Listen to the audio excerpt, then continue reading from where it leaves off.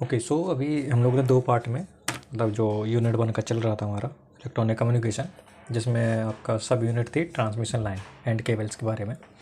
शुरू के दो पार्ट्स में सारे पैरामीटर्स हम लोगों ने डिस्कस कर लिए थे। अब थोड़ा सा उसके आगे और प्रोसीड करते हैं और थोड़ा सा और कंटेंट ऐड करते हैं उस पर। तो अब मतलब जो टॉपिक आता है वो आता है आपका transmission line as a circuit elements. अब मान के चलो ट्रांसमिशन लाइन को हम लोग एक सर्किट एलिमेंट की तरह अगर यूज करें तो किस तरीके से यूज कर सकते हैं और कौन कौन से पैरामीटर्स पता होने चाहिए, वो सारी चीज़ें हम लोग इसमें डिस्कस कर लेंगे और थोड़े बहुत रिजल्ट भी निकलेंगे तो वो भी देख लेंगे। ओके नाउ सो अभी हम लोगों ने पढ़ा था कि वोल्टेज रिफ्लेक्शन कोफिशिएंट पढ़ा था, राइट। और ये भी पढ़ा था कि लोड पे कितना होता है और एक particular distance from the load L पर कितना होता है। Got it. फिर उसके बाद हम लोगों ने थोड़ा बहुत देखा था रिलेशन बिटवीन द जेड और गामा के बीच में, है ना।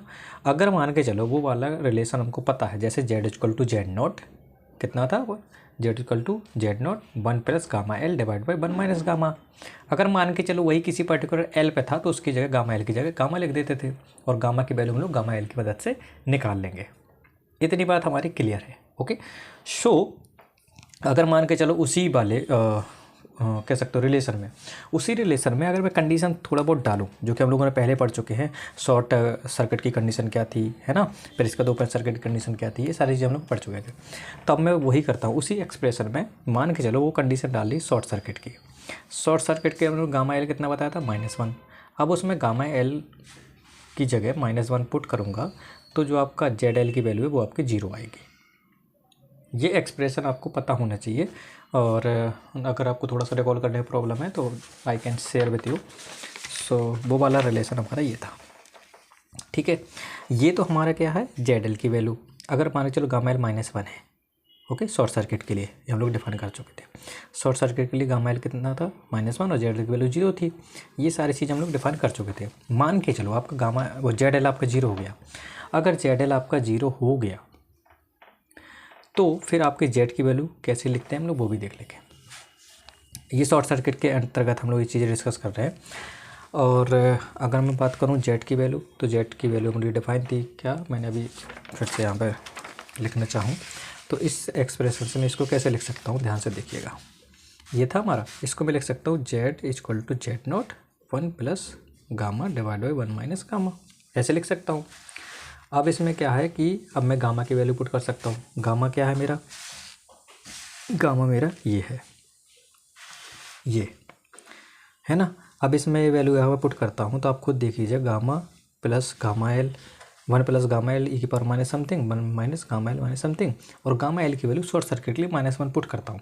जब ये सारी चीज़ें मैं करता हूँ तो यहाँ पर जो जेड की वैल्यू है वो आ जाती है कुछ इस तरीके से, जो हमारा रिलेशन हमारा लेंथ पर और इम्पीडेंस के बीच में निकल के आ जाता है। और हमको एट द एंड हमको ये देखना कि रिएक्टेंस और लाइन लेंथ के बीच में कैसा वेरिएशन हो सकता है। तो उसके लिए हमने रिलेशन सेटअप कर लिया कि शॉर्ट सर्किट के अंतर्गत जो रिलेशन निकल के आता है रिएक्टेंस का वो आता है Z equal to Z naught J tan beta L. L क्या है, लोड से हमारी डिस्टेंस है इसकी। Got it. तो अगर मैं इसको प्लॉट करना चाहूँ या वेरिएशन देखना चाहूँ तो वेरिएशन कैसे निकलेगा, वो जिससे वो tan का फंक्शन आप लोग प्लॉट कर चुके हैं। इधर है आपका एल है और यहाँ पे आपका इस में आपका जेड कुछ इस तरीके से डिफाइन है। सो आपको tan का यहाँ पे हम लोगों ने निकाल लिया।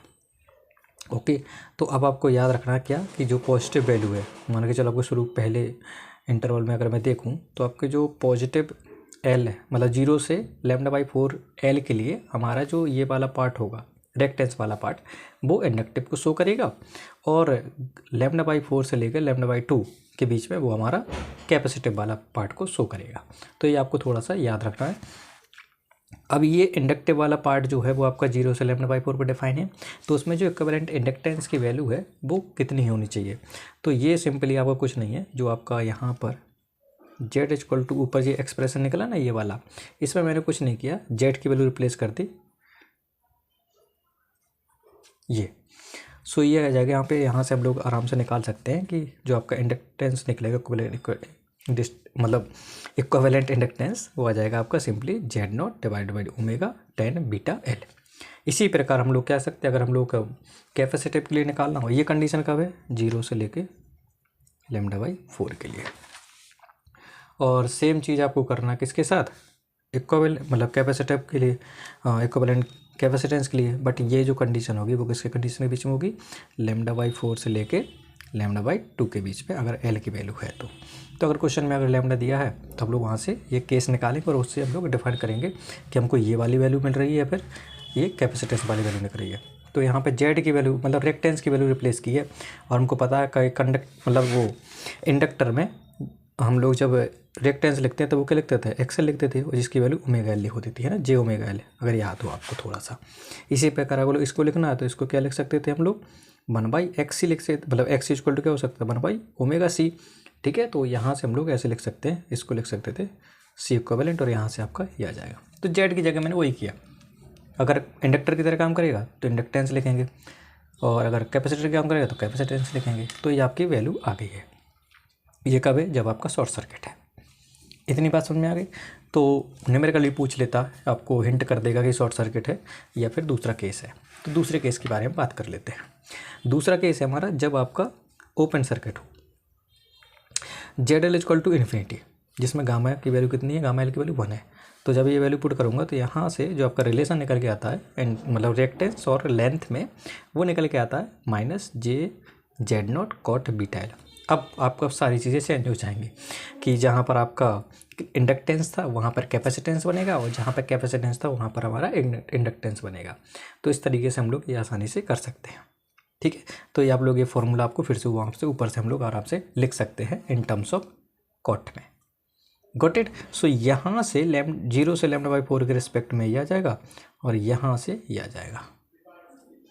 नाउ अब एक पर्टिकुलर केस देख लेते हैं λ/4 का, जो कि आगे चल के आपको वेव गाइड पढ़ने को मिलेगा। तो पहले तो हम लोग देख लेते हैं, अगर एल की वैल्यू λ/4 है, मान चलो लेंथ आपकी λ/4 है, तो उसके उस पर्टिकुलर केस में जो आपका जेड की वैल्यू आएगी वो आपकी ये आ जाएगी, final Z0² divide by ZL। ये याद रखिएगा, ओके। और यही हमारा बोलते, इसको हम लोग बोलते हैं मैचिंग ट्रांसफार्मर। ये केस किसके लिए, ये मैचिंग ट्रांसफार्मर। अगर क्वेश्चन में बोल दिया कि मैचिंग ट्रांसफार्मर है तो आपको ये वैल्यू, ये वाला केस कंसीडर करना पड़ेगा, जिसमें एल की वैल्यू कितना है, λ/4, और जो आपका कह सकते हो कि रिफ्लेक्शन कोएफिशिएंट वो रिएक्टेंस की वैल्यू को कितनी है, Z/Z0² डिवाइडेड बाई ZL।